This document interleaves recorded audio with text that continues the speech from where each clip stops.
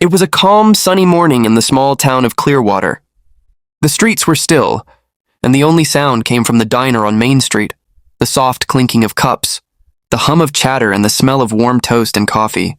Inside, Mara, the young waitress, moved between tables with her usual gentle smile. She greeted everyone politely, though her eyes looked a little tired. To most people, she was just another friendly face behind the counter. But today, something was different. Because that morning, the ground began to shake, not from thunder, but from the deep roar of motorcycle engines rolling into town. The regulars turned to the window, faces pale. Everyone knew who it was. The biker gang. And at the front of them rode Rex Malone, the man the town feared the most.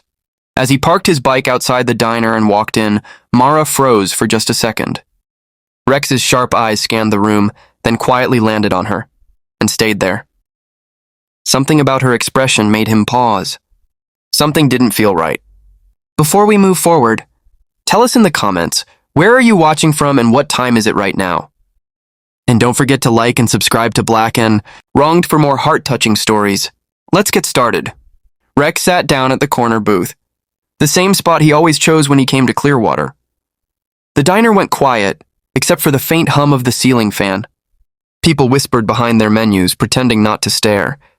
Mara walked toward him with a nervous smile, holding her notepad close to her chest. "Good morning, Mr. Malone," she said softly. Her voice trembled just a little. Rex gave a small nod. "The usual," he replied. His voice was calm, deep, almost too quiet. But when Mara leaned forward to place his cup of coffee, he saw it.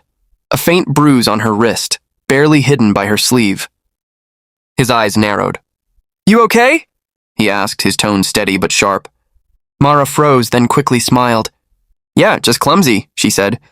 But her eyes, they told a different story. Rex didn't push further. He simply nodded, watching her walk away. But inside, something heavy stirred. Because Rex Malone had seen bruises like that before. And they never came from being clumsy. The first spark of suspicion that something darker is happening. Rex tried to focus on his meal, but his eyes kept drifting toward the counter where Mara stood. She smiled at customers, wiped tables, poured coffee, but her hands shook just enough to give her fear away. Every now and then, the manager's voice echoed from the kitchen, harsh, sharp, like a whip cracking through the air. Each time he spoke, Mara flinched, and that told Rex everything he needed to know. He leaned back in his seat, his jaw tightening. The sound of laughter from the other bikers filled the diner, but Rex wasn't listening. His past, the one he'd buried deep, was clawing its way back, a memory of someone he couldn't protect. Someone who'd once looked at him with the same frightened eyes Mara had just shown. The coffee in his cup had gone cold, but Rex didn't move. He just sat there watching, thinking. Something inside him whispered, "Not again." The doorbell rang, and the man everyone avoided just walked in. Hours passed, and the lunch crowd began to thin. The sound of clinking dishes faded, replaced by the buzz of the old neon sign outside. Rex stayed seated at the counter, pretending to sip what was left of his cold coffee. But his eyes never left Mara. Then it happened. The manager brushed past her, his shoulder hitting hers hard enough to make her spill a pot of hot coffee. She gasped, whispering, "I'm sorry," as she reached for a rag. The man's voice cut through the air, low and cruel. "Sorry doesn't fix clumsy hands," he hissed. The diner froze. No one moved. No one said a word. But Rex's hands clenched into fists under the table. He watched Mara bow her head, trying not to cry. And in that moment, something inside Rex snapped. The memories, the guilt, the anger. It all came rushing back. This time, he wasn't going to walk away. The man laughed. "And what if I don't?" The manager turned away, muttering under his breath. But Rex rose slowly from his seat.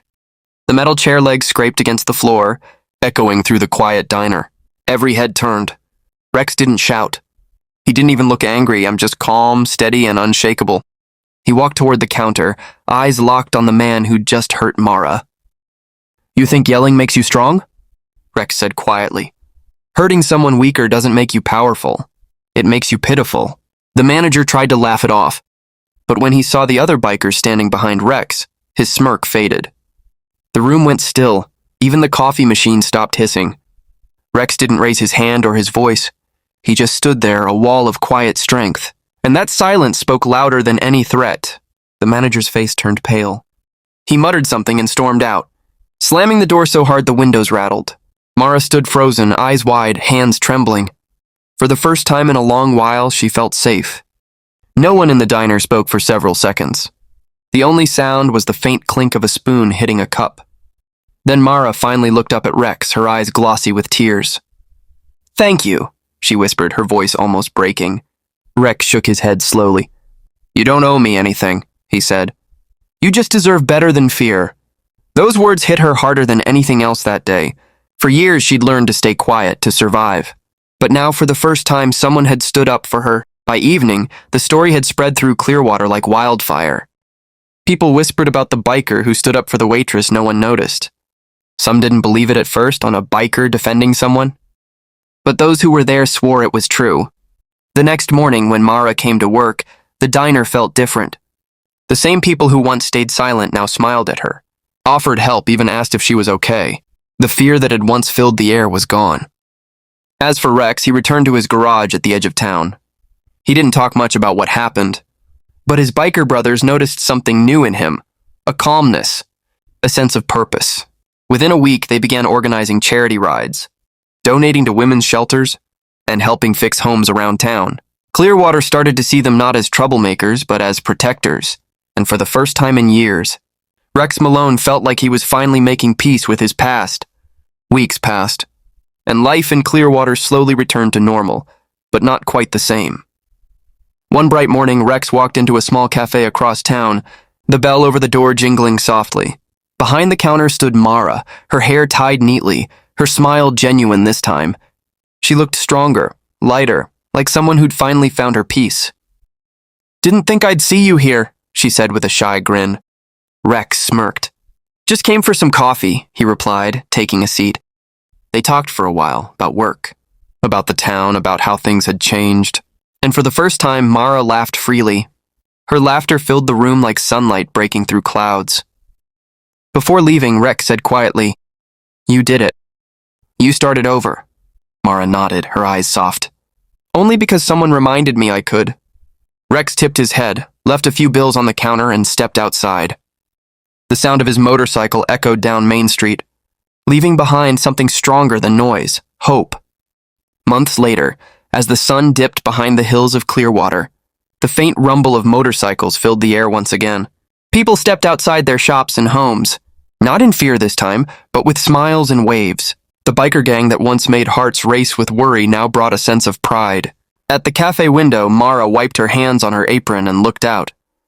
She saw Rex Malone leading the group, his head tilted slightly in her direction. He raised a hand, not to say goodbye, but as a quiet promise that she'd never face fear alone again. She smiled, tears glimmering in her eyes. Life had changed, not with grand speeches, but with one man's choice to stand up when no one else did. Sometimes kindness doesn't whisper. It roars, wrapped in leather, carried on two wheels, and fueled by a heart that once knew pain. Months later, as the sun dipped behind the hills of Clearwater, the faint rumble of motorcycles filled the air once again. People stepped outside their shops and homes, not in fear this time, but with smiles and waves. The biker gang that once made hearts race with worry now brought a sense of pride. At the cafe window, Mara wiped her hands on her apron and looked out. She saw Rex Malone leading the group, his head tilted slightly in her direction.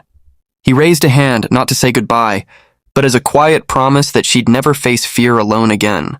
She smiled, tears glimmering in her eyes. Life had changed, not with grand speeches, but with one man's choice to stand up when no one else did. Sometimes kindness doesn't whisper. It roars, wrapped in leather, carried on two wheels, and fueled by a heart that once knew pain. If this story touched your heart, don't forget to like, share, and subscribe to Black and Wronged for more stories that prove kindness can still change the world. And tell us in the comments, do you believe even the toughest hearts can still be gentle?